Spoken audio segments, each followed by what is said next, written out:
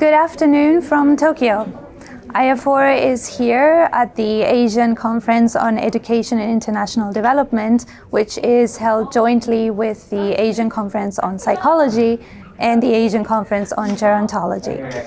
Next to me is standing Dr. Amir Dhia from the Education Above All institution.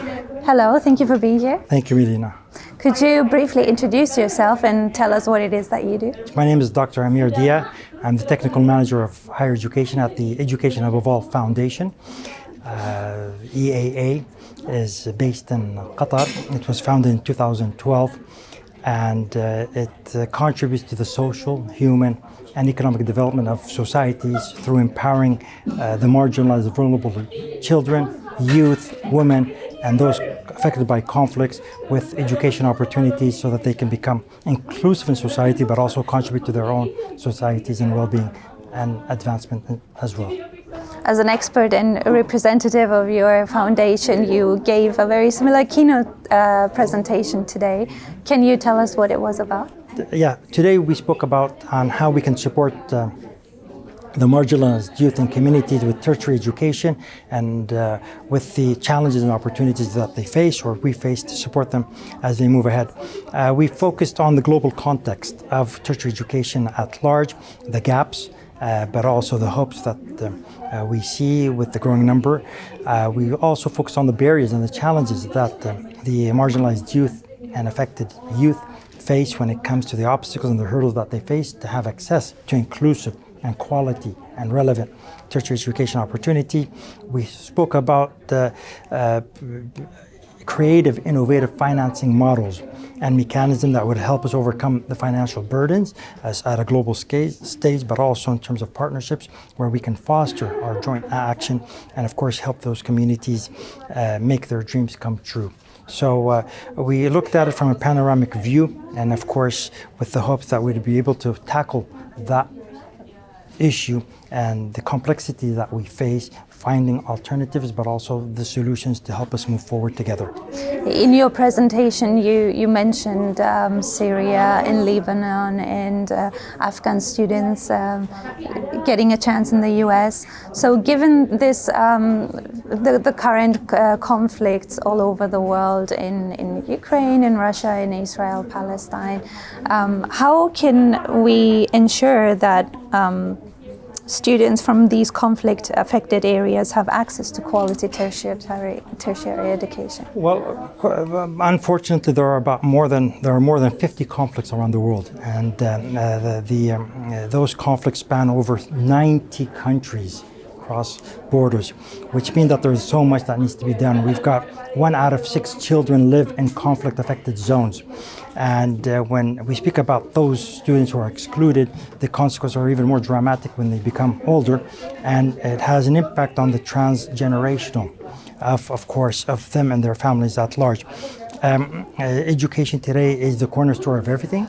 Education becomes the victim of conflict. It is the first that is hit, the most that is hit, and the most in receiving less priority when it comes to government budgeting and financing.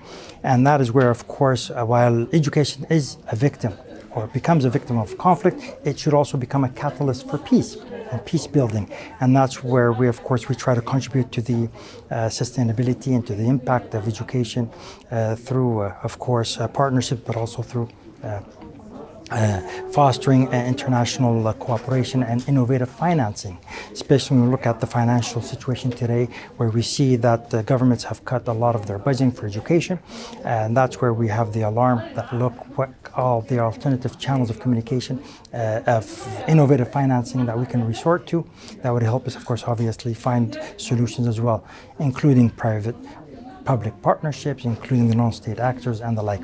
So unfortunately, there's an attack on education every 3 hours. That's 8 times per day, where either a student or an educator or an institution is either affected or bombed or, of course, ruined. And that's where we need to join forces and stop that. And, of course, obviously help those who are in need to continue their dreams. You spoke a little bit about innovative financing, and given what we see with the new administration in the US, a lot of cutting is a lot of funding is being scrapped, and we actually, IAFOR also considers this going forward, because it might not have affected us yet, but it might affect us in the future, since we have scholarships and we have global fellowship programs. So what would you advise, or how do we seek for funding in education in these times? Unfortunately, the financial situation is already bad, in the sense that there's a lot of a financing gap. According to figures, there's a $100 billion annual gap for education, especially for the low and middle-low countries. Now, today, unfortunately, of course, when it comes to the budget cuts in education, that adds even more, let's say, of a burden.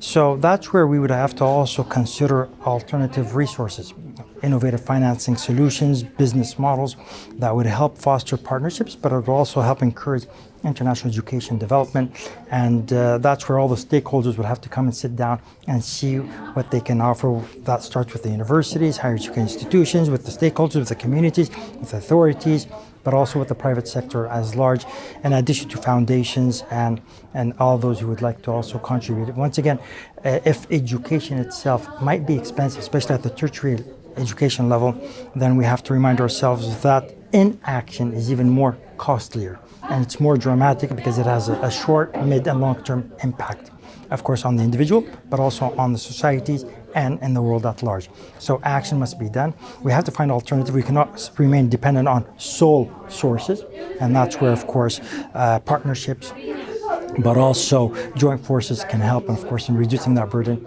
and finding alternatives. Actually, during the Asian Conference on Education last November, which was held here in Tokyo, we extensively talked about the role of the community in education, in getting higher education institutions that are embedded within communities to work with community leaders and community schools to provide a better education and more opportunities for more vulnerable community members. So does your foundation work with community leaders, and what is their role in education? Yeah, well, of course, at Education Above All, we do work with the local authorities, with the stakeholders. We also partner with co-funding institutions and with higher education, of course, establishments. We have more than 120 projects spanning more than 67 countries, and with over 70 international global partners. So we do look at mechanisms that would support each other, that would help us, of course, each one advocate for our cause and help the most vulnerable, most marginalized, and those affected by conflicts at large. Joint forces means, of course, finding alternatives, but also it shows that we care about the cause itself and that we can work together to support that, especially when it comes to education, which is a catalyst for peace at large. We've got different projects where we were able to find solutions, and we were able to create impact stories for our beneficiaries, who are the core of our all cause. And once again, every case, every community is unique. So we need to find customized solutions to help them also to overcome the burdens, the barriers, but also find creative ideas and solutions to help them move and advance forward. So yes, we do have partnerships.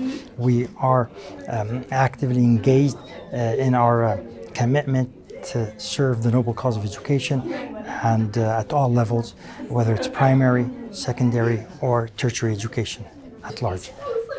And as a final question, what is your outlook on access to education and higher education for vulnerable groups? Well, there are positive signs that the that over the last 2 decades there has been an increase by 2 times of the number of people who have had access to tertiary education.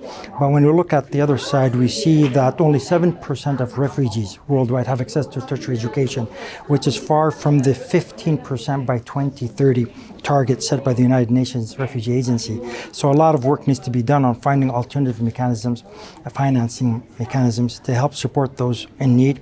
We need to help them as fast as possible so that they can become inclusive in their societies, but also help them advance as well and contribute and become later on peacemakers, but also advocate for education as a catalyst for peace. International forums, conferences, events like this one by the International Academic Forum are excellent places where we can raise those points, but we can also share insights to see how we can tackle all those difficulties and obviously foster partnerships and restore the hope and of course try to enable those affected communities and marginalized youth to bring their dreams to reality. That's a very hopeful message. Thank you for being here. Thank you.